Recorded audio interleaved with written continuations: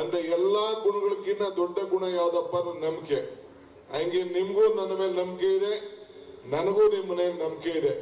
So ಇವತ್ತು ಹೇಳ್ತಾ ಇದ್ದೀನಿ, ಮುಂದಿನ ದಿನದಲ್ಲಿ ಈ ಏನು ನಮಗೆ ಜೈನ್ ಡೆವಲಪ್ಮೆಂಟ್ ಕಾರ್ಪೊರೇಷನ್ ಅಭಿವೃದ್ಧಿ ನಿಗಮ ಆಗ್ಬೇಕು ಅಂತ ಹೇಳ್ತಾ ಇದ್ದೀರಿ, ನಾನು ಖಂಡಿತ ಅದನ್ನ ಪಾಲನೆ ಮಾಡೋಂಥ ಕೆಲಸವನ್ನ ನಾನು ಮಾಡ್ತೇನೆ ಅನ್ನೋ ಮಾತನ್ನ ಈ ಸಂದರ್ಭದಲ್ಲಿ ಅವತ್ತು ಹೇಳಿದ್ದೆ, ಇವತ್ತು ಹೇಳ್ತಾ ಇದ್ದೇನೆ. ಕೂಡಲೇ ಚೀಫ್ ಮಿನಿಸ್ಟರ್ ಹತ್ರ ಮಾತಾಡಿ ಈ ಬಜೆಟ್ ಅಲ್ಲೇ ಇದನ್ನ ಅನೌನ್ಸ್ಮೆಂಟ್ ಮಾಡಬೇಕು ಅನ್ನೋದು. ಯಾಕೆಂದ್ರೆ ಹಿಂದೆ ಕೂಡ ಮನಮೋಹನ್ ಸಿಂಗ್ ರವರು ಇದ್ದಂತ ಕಾಲದಲ್ಲಿ ಜೈನ್ ಧರ್ಮಕ್ಕೆ ಅಲ್ಪಸಂಖ್ಯಾತರ ಒಂದು ಅವಕಾಶವನ್ನ ಮಾಡಿಕೊಟ್ಟದ್ದು, ಅವತ್ತನ್ನ ಇತಿಹಾಸನ ಯಾರು ಕೂಡ ಬದಲಾವಣೆ ಮಾಡಲಿಕ್ಕೆ ಸಾಧ್ಯ ಇಲ್ಲ. ಇವತ್ತು ಅಲ್ಪಸಂಖ್ಯಾತರ ಒಂದು ಸ್ಥಾನವನ್ನ ಮೊದಲು ನಿರ್ಧಾರವನ್ನ ಮಾಡಿದ್ದು ಮನಮೋಹನ್ ಸಿಂಗ್ ರವರ ಕಾಲದಲ್ಲಿ.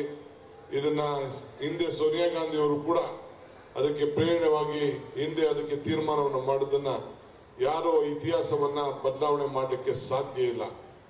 ಆದ್ರಿಂದ ಈ ಒಂದು ಅರೂರು ಕ್ಷೇತ್ರದಲ್ಲಿ ಶ್ರೀಗಳು ಬಹಳ ಧೈರ್ಯವಾಗಿ ಧಾರ್ಮಿಕವಾಗಿ ಧರ್ಮ ಉಳಿಸ್ಬೇಕು, ಸಮಾಜಕ್ಕೆ ಒಳ್ಳೇದಾಗಬೇಕು, ಅಹಿಂಸೆ ಏನು ಒಂದು ತತ್ವ ಇದೆ ಅದು ನಮ್ಮ ಧರ್ಮದಲ್ಲಿ ಏನಿದೆ ಅದು ಮಾನವರೆಲ್ಲರೂ ಕೂಡ ಒಳ್ಳೇದಾಗಬೇಕು ಅಂತೇಳಿ ಇಲ್ಲೇನು ಪ್ರತಿಪಾದನೆ ಮಾಡ್ತಾ ಇದ್ದಾರೆ.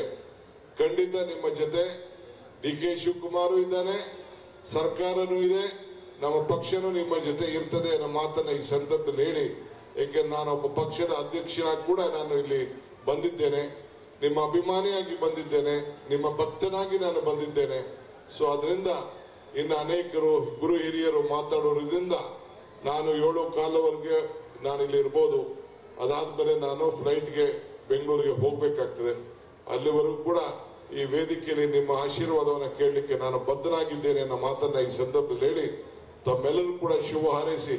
ಇಷ್ಟು ದೊಡ್ಡ ಸಂಖ್ಯೆಯಲ್ಲಿ ಈ ಮಂಟಪ ನೋಡಿದ್ರೆ ನನಗೆ ಎಷ್ಟು ಆಶ್ಚರ್ಯ ಆಗ್ತಿದೆ. ಧಾರ್ಮಿಕವಾಗಿ ತಾವು ಯಾವ ರೀತಿ ತಮ್ಮ ಧರ್ಮವನ್ನ ಕಾಪಾಡಲಿಕ್ಕೆ ತಾವೆಲ್ಲ ಏನು ಒಂದು ಪ್ರಯತ್ನ ಮಾಡ್ತಾ ಇದ್ರಿ, ನಿಮ್ಮ ಬದುಕನ್ನ ಒಳಪು ಮಾಡಿಕೊಳ್ಳಿಕ್ಕೆ, ನೆಮ್ಮದಿ ಸಿಗ್ಲಿಕ್ಕೆ. ಇವತ್ತು ನಾವು ಪ್ರಯತ್ನಗಳು ವಿಫಲ ಆಗ್ಬಾರ್ದು. ನಮ್ಮ ಮನುಷ್ಯನ ಬದುಕಿನಲ್ಲಿ ಭಕ್ತನಿಗೂ ಭಗವಂತನಿಗೂ ವ್ಯವಹಾರ ನಡೆಯುವಂತ ಸ್ಥಳ ದೇವಾಲಯ.